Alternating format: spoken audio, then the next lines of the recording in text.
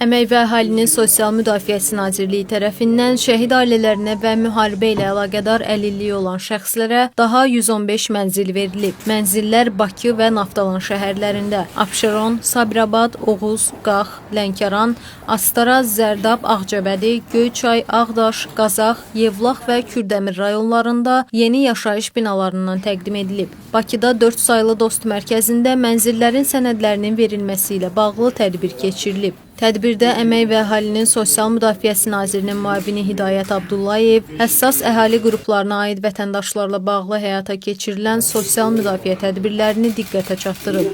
Bugün 115 mənzil öz sahiblərinə Nazirlik tərəfindən təqdim edilib. Digər mühüm bir proqramların biri də yaralı hərbiçilərimizə avtomobillərlə təmin olunmasıdır.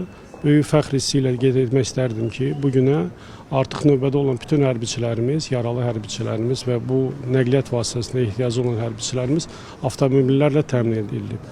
Bir daha bütün vətəndaşlarımızı əmin etmək istərdim ki, Cənab Prezidentin verdiyi tapşırıqlar Nazirlik tərəfindən tam və icra olunacaq və növbədə olan bütün vətəndaşlarımız həm mənzillərlə, həm digər sosial proqramlarla əhatə olunacaqdır.